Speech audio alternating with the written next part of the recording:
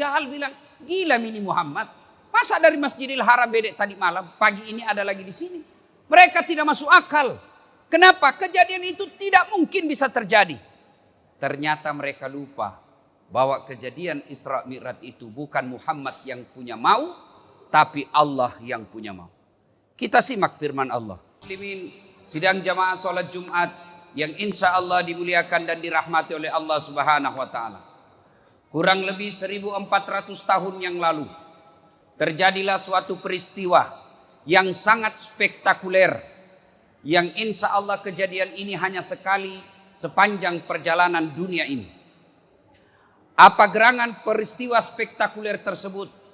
Tak lain adalah diperjalankan seorang manusia dari Masjidil Haram di Mekah ke Masjidil Aqsa di Palestina, lalu naik langit pertama sampai langit ketujuh, menuju ke Sidratil Muntaha, berdialog dengan Allah.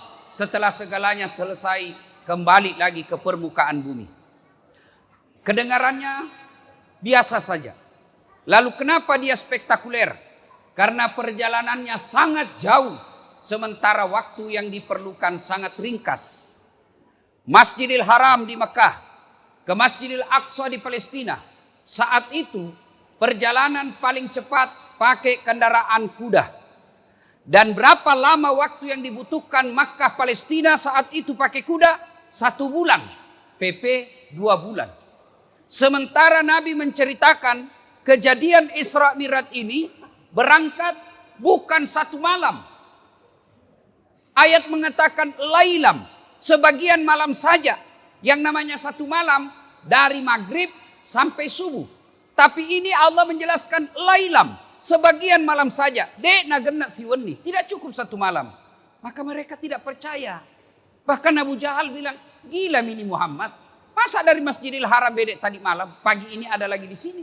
Mereka tidak masuk akal. Kenapa? Kejadian itu tidak mungkin bisa terjadi. Ternyata mereka lupa bahwa kejadian Isra Mi'raj itu bukan Muhammad yang punya mau, tapi Allah yang punya mau. Kita simak firman Allah. Bismillahirrahmanirrahim. Subhanalladzi asra bi abdihi lailam minal masjidil haram ilal masjidil aqsa alladzi barakna haula linuriyahu min ayatina ila akhiril ayat.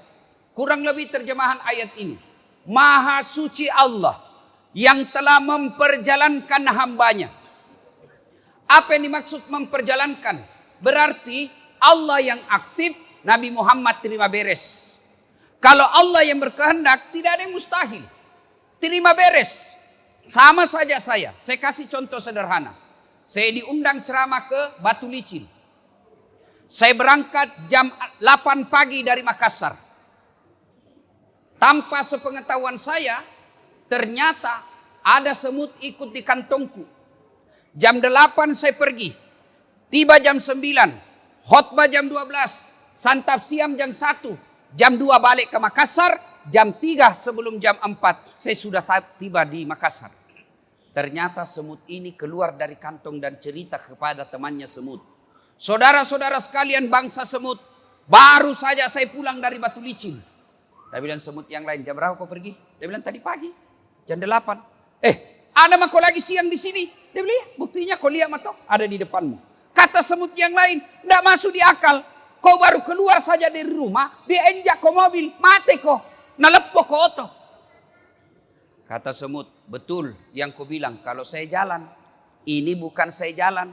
Saya numpang di kantongnya Ustadz Das'ad, dari rumahnya ke bandara naik mobil, dari bandara ke Batu Licin pesawat, pulang juga begitu. Betul saya tidak pernah tinggalkan kantongnya, tapi betul juga saya datang Batu Licin. Tidak masuk di akal. Semut bisa PP Batu Licin beberapa jam saja. Tapi bukan semut yang jalan, siapa?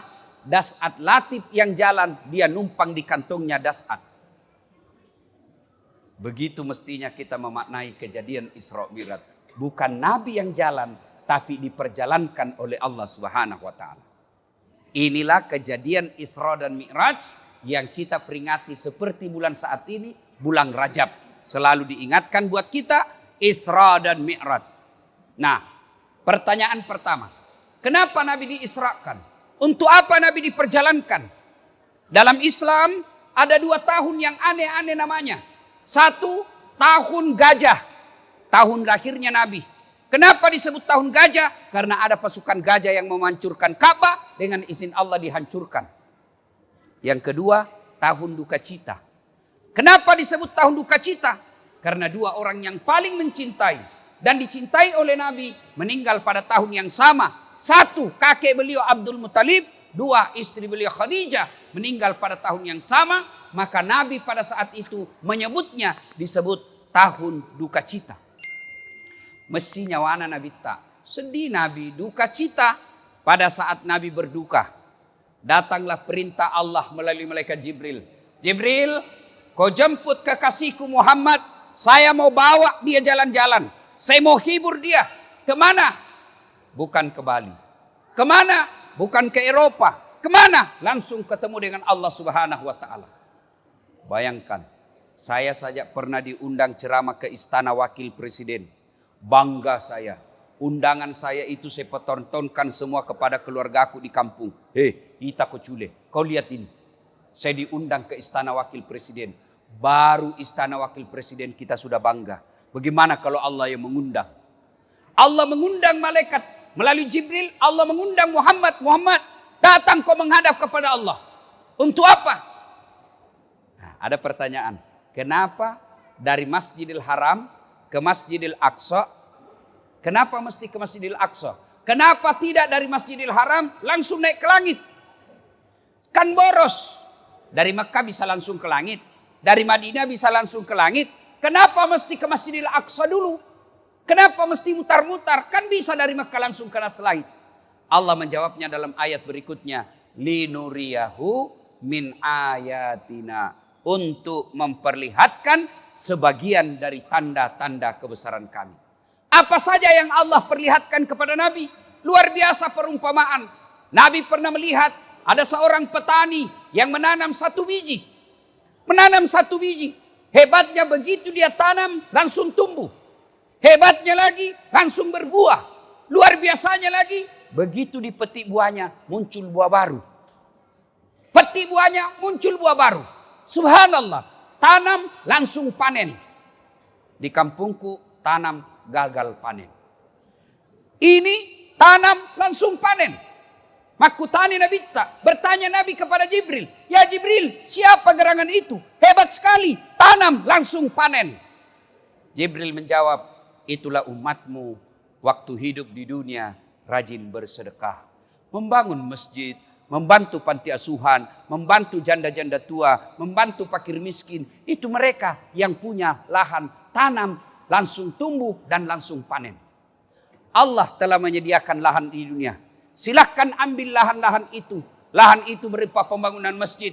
Lahan itu berupa anak yatim. Lahan itu berupa orang miskin. Di masa-masa pandemik seperti ini. Berapa banyak orang di PHK.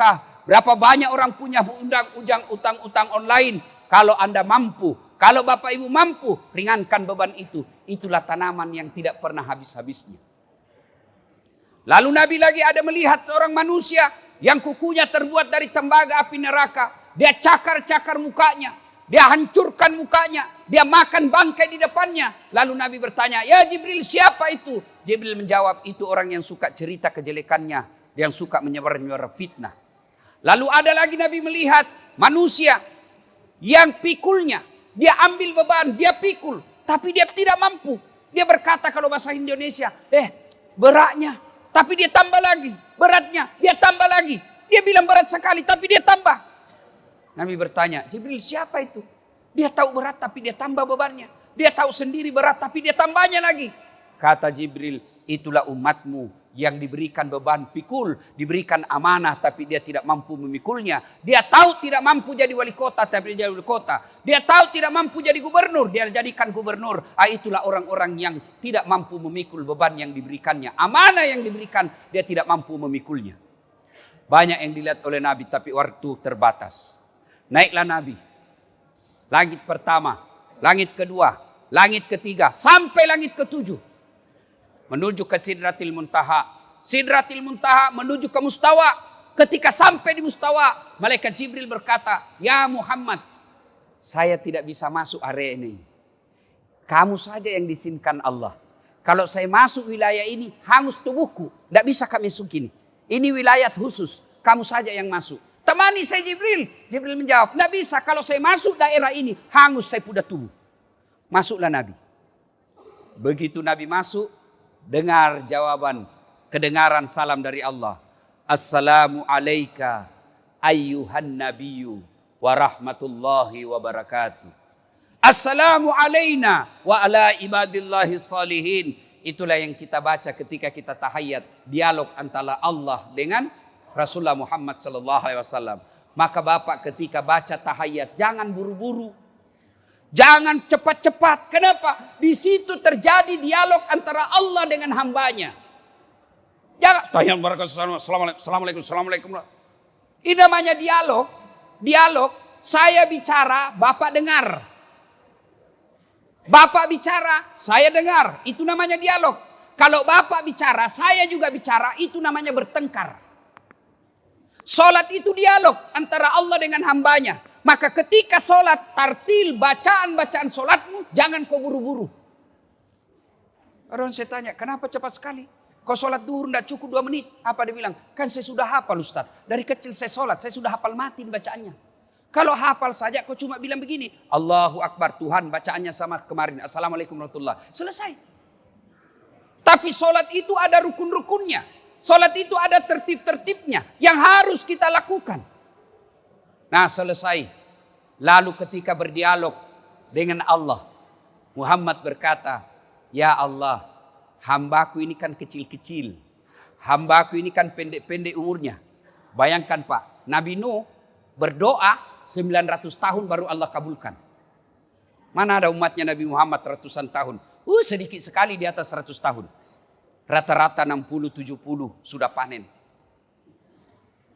Maka Nabi berkata, ya Allah umatku ini pendek umurnya. Kecil-kecil pula. Kasih kami keistimewaan.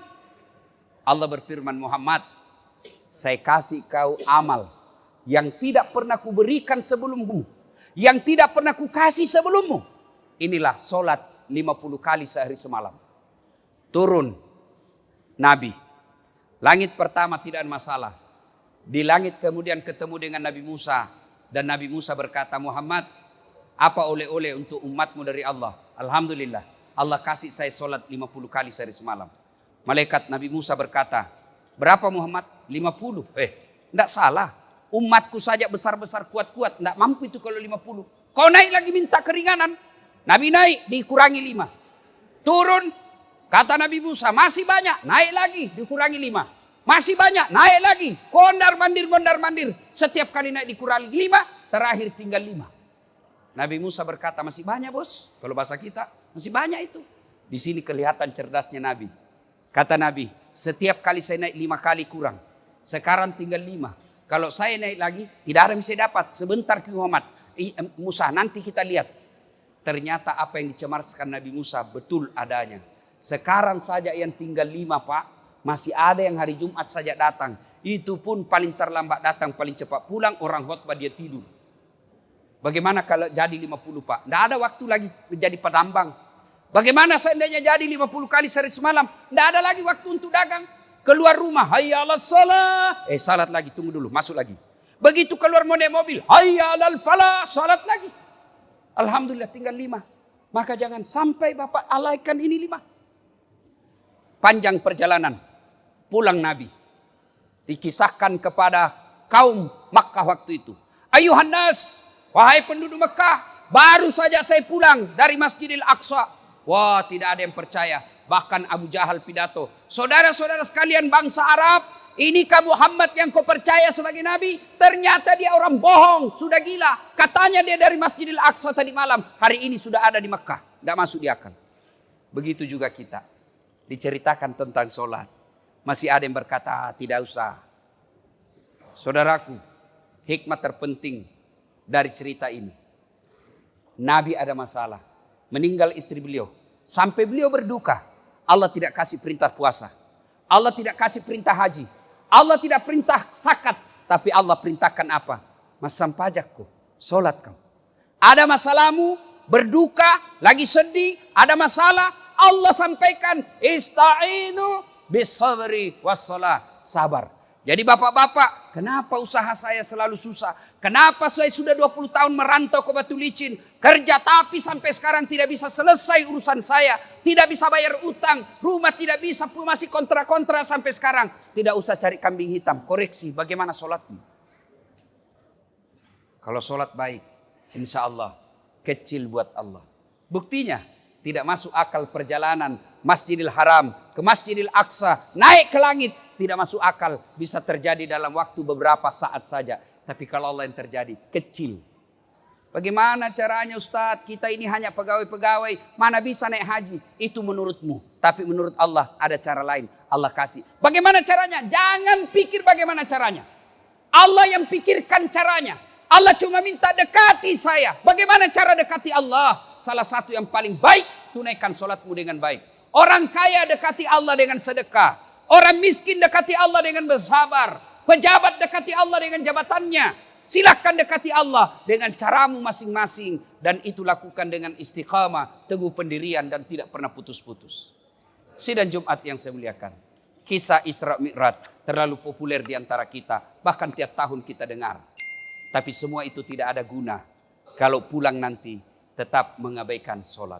Makna terpenting, mari sholat. Kalau sholat kita tidak ada, bahasanya kalau di Makassar, Dasaat, ini puasamu. 40 tahun tidak pernah lepas. Ini hajimu 2 kali, umroh 4 kali. Ini kau bangun masjid, ini sedekahmu, ini silaturahmimu. Mana kuncinya? Mana kuncinya? Apa kuncinya? As-salatu miftahul jannah. Salat itu kuncinya surga. Tidak ada kuncinya, tidak ada semua amalmu. Maka semua amal-amal dihapus. Semua ibadah-ibadah kebaikan hapus. Kenapa? Tidak ada passwordnya untuk masuk mengambilnya. Mudah-mudahan selesai khutbah Jumat ini, mari kita koreksi salat kita masing-masing. Yang sudah baik salatnya jangan puas sampai di situ. Tingkatkan dengan salat-salat sunnah. Yang sudah baik salat-salat sunnahnya jangan cukup sampai di situ. Hidupkan salat jamaah. Kalau tidak bisa 5 waktu adalah salat jamaah kita sekali 2 kali. Kalau tidak bisa di masjid, jamaah dengan teman perjalanan kita.